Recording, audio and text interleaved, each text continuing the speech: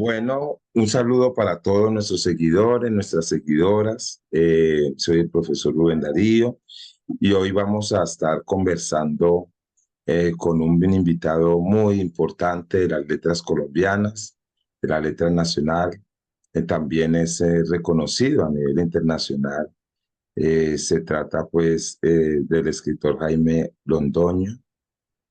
Eh, Él es traductor, poeta, estudió Derecho en la Universidad Externado, luego literatura en la Javeriana de Bogotá desde 1997. Dirige un taller en el Parque de Usaquén en Bogotá, ha publicado los libros de poemas Hechos para una vida normal, Muñoz Editores 1997, Alquimistas Ambulantes, Mago Solo Hay Uno, de Domingo Atrasado 2005, Fantasmas S.A., Domingo Atrasado 2007, El Canto de los Insectos, ese fue con Cuadernos en el 2011, y Demente Nómada, Musgonía 2012. Y sus poemas aparecen en varias antologías internacionales, ¿no? De todos lados. Ha publicado el libro de relatos Sinapsis Delirante de la editorial Oruga Libros 2018. De historia también ha publicado epitafios, algo de historia hasta esta tarde, pasando por Armero, textos educativos publicados, competencias escriturales desde el prejardín hasta el grado 11, y organizó el primer encuentro de niños poetas colombianos. Ha sido jurado en diversos concursos de poesía, coordinó talleres en Casa de Poesía Silva para los niños de los colegios distritales de Bogotá.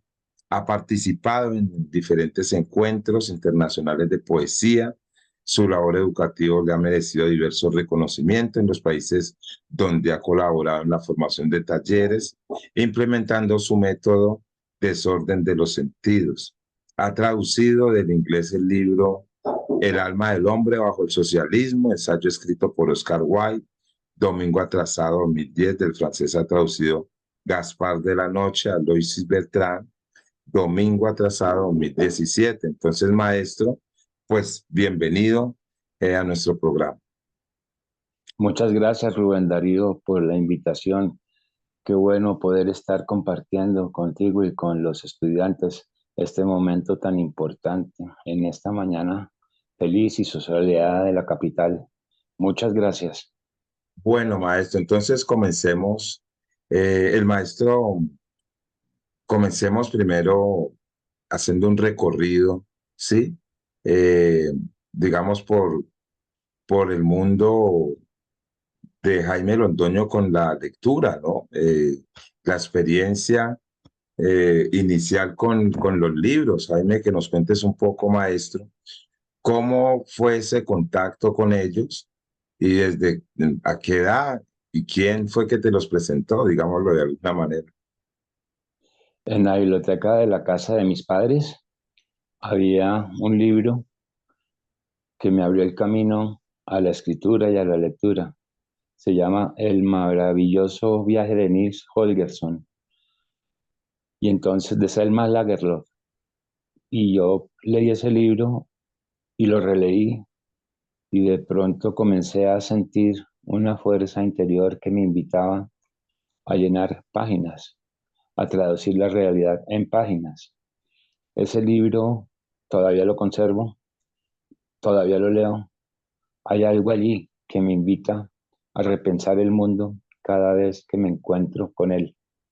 Ese libro para mí es como una Biblia. Es un libro para jóvenes, pero allí está todo lo que la literatura debe tener. Ese fue mi primer libro. Aún lo sigo releyendo. Bien, y esas lecturas, digamos, iniciales, ¿cierto? Luego pasas a estudiar en el colegio, pues, y allí, ¿cómo era, no? ¿Cómo fue, cómo te fuiste haciendo tu acervo, digamos, literario desde el colegio para luego irte encontrando con la literatura seguramente, pero antes no estudiaste literatura, ¿no? Entonces, ¿cómo fue que este abogado, ¿no? Se convierte en un poeta, en un escritor de literatura? Tuve muy buenos profesores en el colegio, uno de ellos Pompilio Ilarte, un Ujú. maestro de la literatura impresionante. Gracias a él le fui tomando mucho cariño a la experiencia literaria, a la experiencia lectora. Descubrí que en cada libro hay un mundo que le permite a uno abrir nuevas puertas y nuevos caminos. Es mejor que cualquier pantalla debido a que esos mundos que abre perduran, permanecen y hacen que uno profundice en la experiencia del pensamiento, en la experiencia filosófica creativa. Y entonces, gracias a él, empecé ese camino desde el colegio. Después entré a estudiar ingeniería y la ingeniería se fue tornando cada vez más en ciencias sociales. Abandoné la ingeniería y entré a estudiar derecho. Hasta quinto año escribí una tesis, la filosofía del socialismo jurídico en Colombia, pero nunca la presenté. El día que tenía que presentar la tesis me fui a la Casa de Poesía Silva y me vinculé a sus talleres. Allí rompí por completo con el derecho, pero no con su pensamiento y su lógica aristotélica, que también me sirvieron mucho para poder entablar una relación con la realidad de una manera más amplia, más segura, más firme. Y estando en la Casa de Poesía Silva, me fui para Sudamérica, para la India, a buscar el conocimiento y no paraba de escribir. Después, cuando regresé, publiqué Hechos para una vida normal con Muñoz Editores. Sacaron 1.000 ejemplares, se agotó muy rápido, después sacaron otros 2.000 y el director de la editorial falleció y hasta ahí llegaron, tengo algunos ejemplares todavía. Son poemas que se burlan de la realidad, o buscan una mirada oculta, transversal de lo que es la experiencia de estar en contacto con la realidad. Allí, en ese primer libro, descubrí que el humor es cosa seria, es difícil trabajar el humor en poesía. Creo que lo logré. El prólogo es de Juan Manuel Roca y allí expresa su sentir de que ese libro hay un humor bastante interesante. Después de haber llegado de Brasil y de la India, de esas correrías, entré a estudiar literatura en la Universidad Javeriana con unos maestros excelentes, todos sin excepción, muy buenos. Y allí pues el pensamiento creativo se detuvo un poco porque estudiar la teoría es alejar la práctica de la escritura. Realmente cuando uno estudia literatura, el, la creatividad se frena porque se está usando todo el tiempo la razón, la cabeza. Y para la poesía, como para el señor Gurdjieff, el cerebro es la loca de la casa, la mente es la loca de la casa. Solo sirve para corregir después de haber creado, pero tras estudiar y analizar y practicar, poner en práctica el rigor académico de los ensayos y el análisis de textos, esa creatividad va pasando a segundo plano. Después que terminé literatura, entré a un colegio, La Candelaria de Bogotá, donde unas niñas me invitaron a que dictara un taller de poesía en el parque de Usaquén de 6 a 9 y de esa experiencia de dictar esos talleres con esas niñas, que después se sumó más gente, empezábamos a las 6:30, yo llegaba a las 6:30, pero el taller era a las 6, de ahí el nombre Domingo Atrasado, que siempre llegaba atrasado los domingos, y entonces de ahí, de esa experiencia de dictar esos talleres de las 6 de la tarde a las 12 de la noche, surgió el segundo libro, que se llama Alquimistas Ambulantes, donde descubrí cómo la palabra puede modificar el mundo interno de las personas. Entonces, trabajando textos de alquimia y toda la tabla esmeralda, así como arriba, abajo, escribí este poemario con ciertas vetas de ese conocimiento alquímico. También hay un juego, también hay humor. De ese libro pasé a Mago Solo Hay Uno, donde estoy dando la cábala, el tarot. Me invitaron a escribir estos poemas en este libro donde también trata de abrir esas puertas. Mi camino también ha sido como el de la magia, como el de el ocultismo. Ese son como mis vetas. Luego de este libro continué con los talleres, la editorial siguió creciendo y pasé a Fantasmas S.A. Son poemas sobre personajes de la literatura. Está Sancho, el Quijote, Feo Farcán, los personajes de la literatura que más me llamaron la atención. Entonces es una recopilación de lecturas de varios años.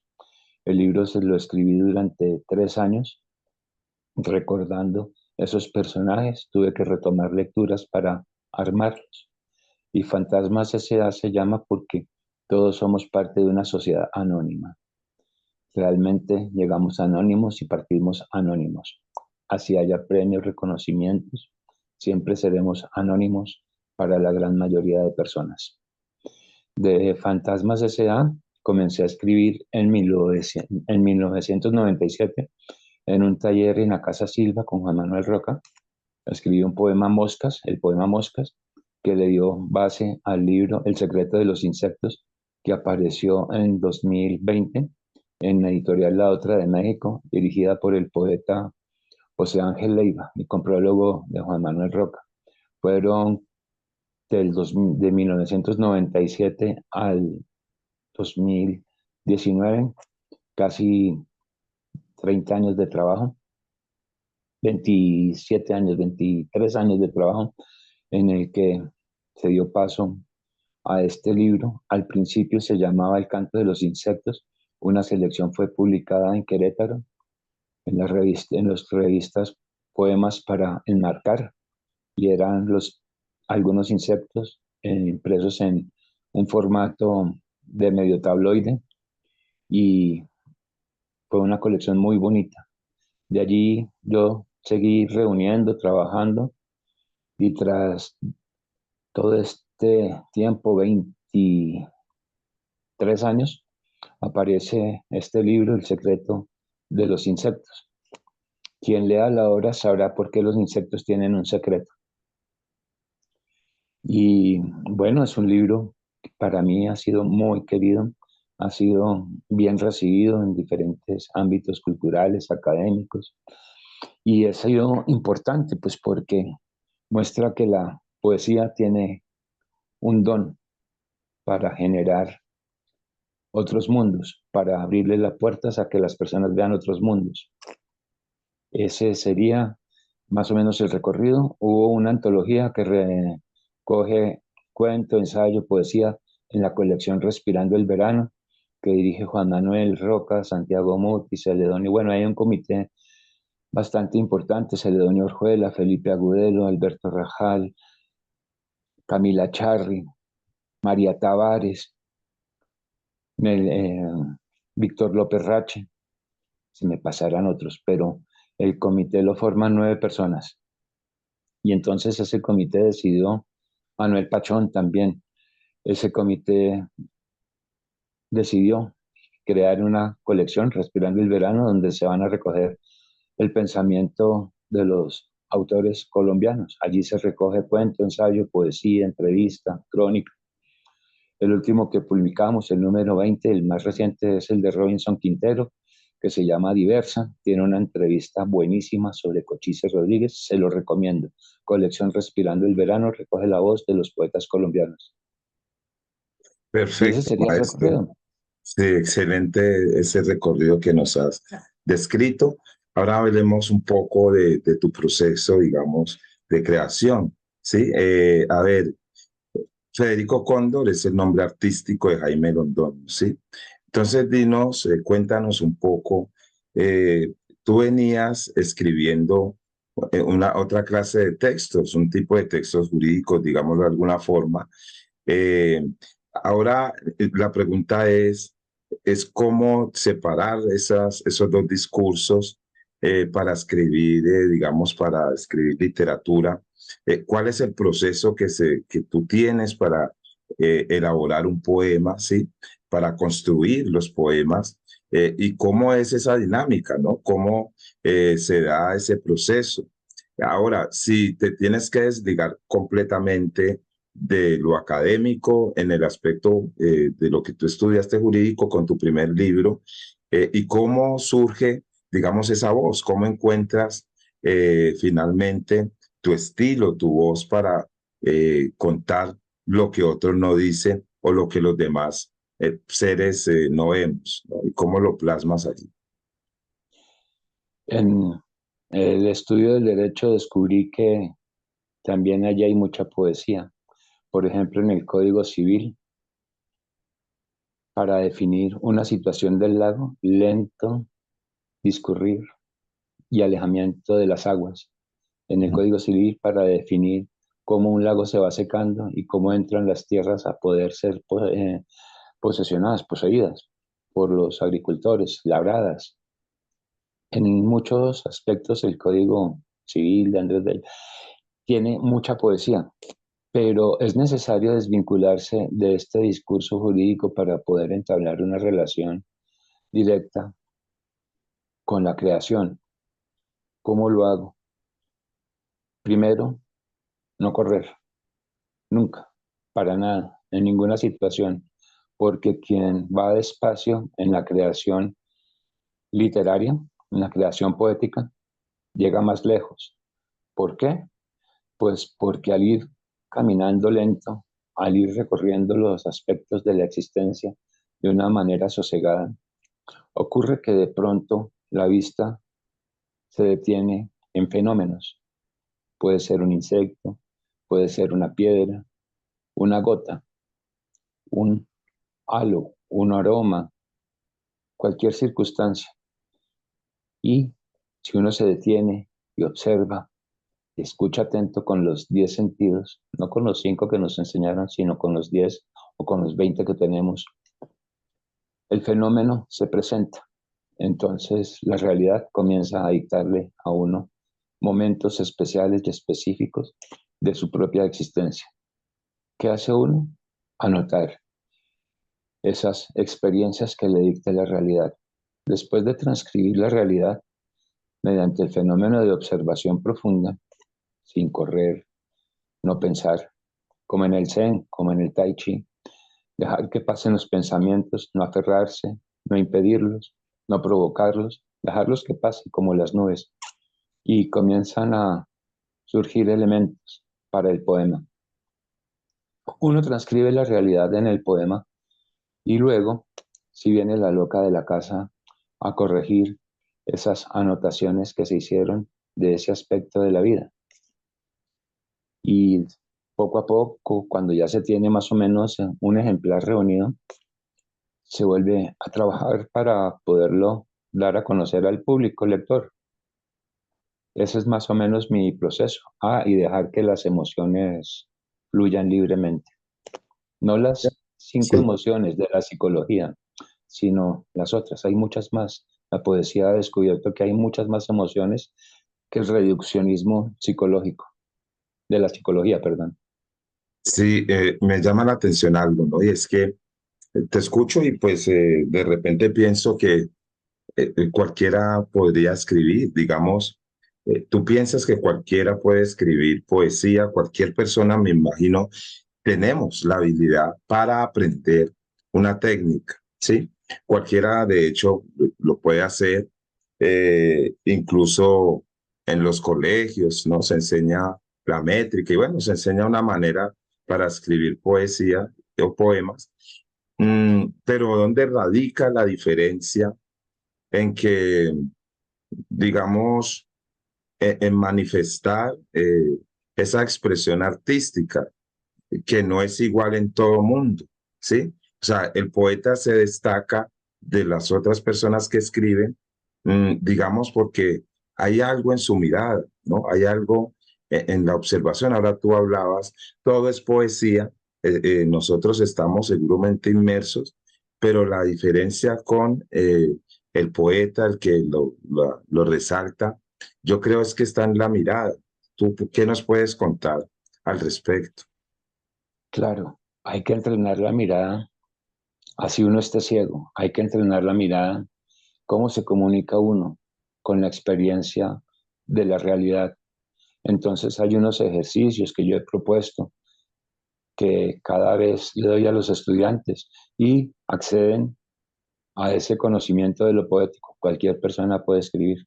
Ahora, lo otro es que para lograr un buen camino en la poesía, para lograr tener cierto nivel, es precisa la lectura. Quien lee, escribe. Otro consejo es que no tener miedo, no pensar que lo que se va a escribir es una bobada, una pendejada, que otros ya lo han dicho. Muchas cosas se habrán dicho, pero habrá otras por descubrirse. Por ejemplo, el bolsón de Higgins es un fenómeno que recién está descubierto y en poesía no se ha hablado todavía. De suicidas, la gente tiene miedo y ahora me acaban de publicar un libro en Chile que se llama Alas de Cemento, donde escribo poemas sobre poetas suicidas, escritores suicidas. Entonces, lo primero es dejar el miedo. Lo segundo es no tenerle miedo al ridículo, porque en todas partes dicen, ay, no, tan sensible, ahora resultó poeta, qué mal. Y eso es lo que se lo dicen a los niños se lo comunican y ahí están matando al yo creador. Hay personas que se pueden alejar, digamos, a los 60 años, a cualquier momento de la vida, y retomar ese camino de la experiencia poética que venía con el niño, que es innato en el niño. Y personas han ido al taller donde a los 50, 60 años retoman el poder de la palabra y se lanzan y han tenido reconocimientos y han tenido buenos libros. Entonces, lo primero, dejar el miedo; lo segundo, no tenerle pena al ridículo. El ridículo es una de las bases fundamentales para las que la experiencia poética está dada. Por ejemplo, pararse en un bus y decir yo soy la loca de la casa y sentarse sin decir nada. Generan momentos, movimientos especiales en el espíritu de las personas que los van desvinculando de la experiencia racional y los van tornando hacia la experiencia de la verdadera existencia, hacia el verdadero conocimiento con mayúsculas, no hacia el conocimiento de lo vano y lo profano que son todas las teorías. Eso. Bien, sí, maestro, hay un libro que tú escribes que se llama Sinapsis Delirante, lo vemos ahí en pantalla. Es un libro de narrativa, ¿sí? Eh, Sí, ¿Puedes decirnos o hablarnos un poco sobre este libro y digamos cuál es la diferencia que tú encuentras o que se subraya para escribir poesía y para escribir narrativa y cómo es el proceso de la escritura de la narrativa de yo Jaime? encuentro que la realidad es demasiado loca y con la experiencia de esa realidad que desborda la capacidad de la razón, yo transcribo en cuentos esos momentos especiales. Ahora, yo pienso que un libro de narrativa sin poesía es un ladrillo. Lo que le brinda la poesía a la narrativa es fundamental. Hay escritores que creen que quitarle la poesía a la narrativa la hace más narrativa y lo que hacen es crear ladrillos. El mundo de las ediciones y las publicaciones está llena de ladrillos que solo sirven para trancar las puertas, no más. Pero entonces uno se fija en la realidad, en los hechos, en las situaciones y simplemente transcribe lo que está ocurriendo, que es demasiado dislocado, lo que se puede ver, circunstancias de las personas, experiencias de otros, y ese es sinapsis delirante, la locura de la existencia en lo permanente cotidiano. Sí, y un poco sobre el proceso de la narrativa. Si para escribir cada cuento tú ibas, tenías una agenda, o es de lo que escuchabas también muchas historias o de lo que leías. ¿Cómo es un poco de dónde surgen estos temas de estos relatos? Sí, Hay que estar tomando nota constantemente en una agenda, anotar la situación, ver de qué está constituida, qué elementos le dan la existencia a ese posible momento narrativo, de qué están hechos esos instantes que me están hablando, quiénes intervienen. Sí hay que tomar nota, tanto para la narrativa como para la poesía. El proceso de la creación narrativa es más libre que el de la poesía, porque uno comienza a contar sucesos. En la poesía no se puede contar todo. Hay que dejar espacios vacíos, hay que dejar silencios, hay que tener en cuenta ciertos ritmos, ciertas musicalidades. Y en poesía, entre menos más. En narrativa se puede contar todo. Claro que sin exagerar, que se vuelve también una retaíla de todo lo que le ha pasado desde cómo se tomó el dedo, la cara. Hay momentos, cada instante define su propia narrativa o tiene inscrita su propia narrativa en su pensamiento. Realmente el escritor no interviene, o yo no intervengo mucho en lo que me están contando los sucesos. Dejo que fluyan, dejo que me narren, dejo que me digan, dejo que me cuenten cuáles son los momentos más interesantes. Por ejemplo, el innombrable dijo una vez que si lo olvidaban se iba a tirar al río Magdalena, y entonces yo me imaginé la mano de él caminando por una pared, yendo a tomar una pistola para darse un tiro. Todavía no he tenido la alegría, pero Ajá, ahí está el cuento. ajá, sí. Bien, bueno, y ahora escuchando al maestro pues sobre este proceso, eh, cuando escribes, sí, cuando escribes, ya sea poesía o narrativa, mm, hay un público, ¿no? Que va a leer o hay un lector, ¿sí?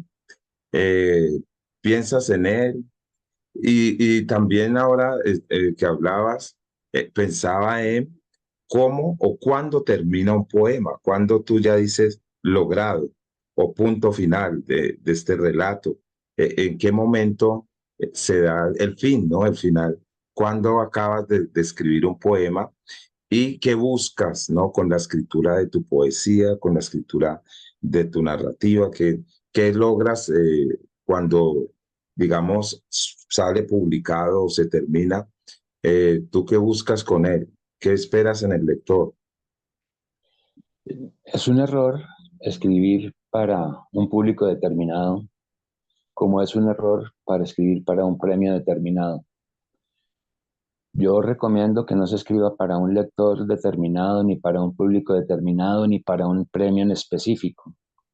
Es importante escribir para uno, convencerse, leerse uno mismo y ya cada libro encuentra su camino. Escribir para un público es un error. Yo no sé quién me vaya a leer. Cada libro tiene su propia ruta, llega a los que tienen que llegar y como es así, quienes lo adquieren, quienes pueden entrar en ese mundo que yo creo, pues también se constituyen en la posibilidad de hacer parte de la obra.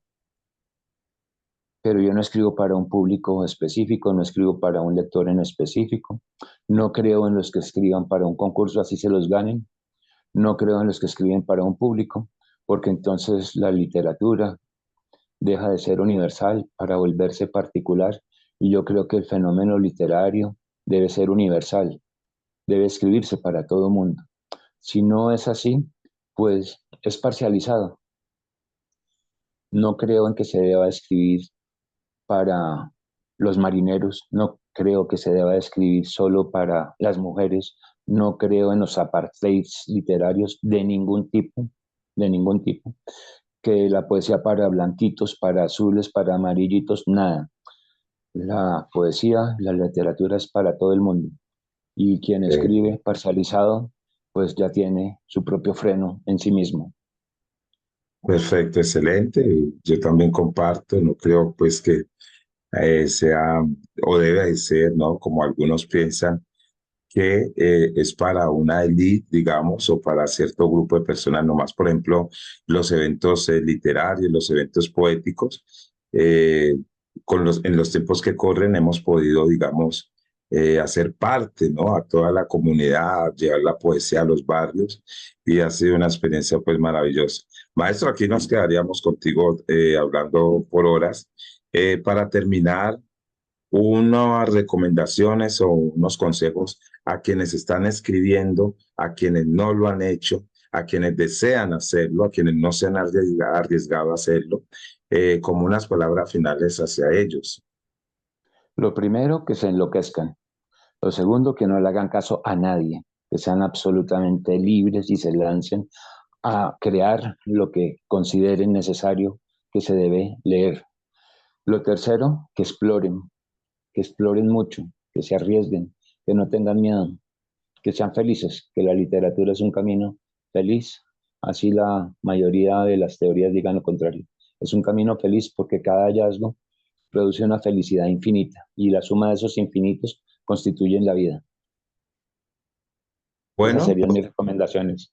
excelente. Sean libres, El- sean libres. No sigan métricas, no sigan ritmos, sigan su intuición.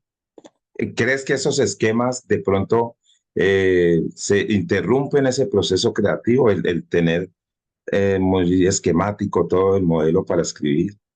No son, no lo interrumpen, pero es un mapa, es como llenar un crucigrama, ya hay una plantilla, es llenar plantillas, realmente todos esos esquemas, el soneto, los cuartetos, los tercetos, en decasílabos, pues rellene, póngale las consonancias, las asonancias, los ritmos, rellene, es fácil, es más difícil, como dice T.S. Eliot, que un verso libre tiene más reglas que todos los sonetos juntos, en ensayos completos de T.S. Eliot. Él explica ahí, tiene más reglas un verso libre que un soneto. Bueno, perfecto. Agradecerle al maestro. Está cordialmente invitado porque esta es una segunda parte del seguro, por donde abordaremos el tema de la educación que nos quedó faltando y a todos nuestros seguidores y las seguidoras invitarlos para nuestro próximo programa porque vamos a tener un invitado también muy importante de las letras internacionales. Maestro, un abrazo y siempre bienvenido. Un abrazo, Rubén Darío. Muchas gracias por la invitación. Feliz día, feliz programa y felicitaciones. Muy amable. Bueno, gracias, abrazo a todos. Abrazo, gracias.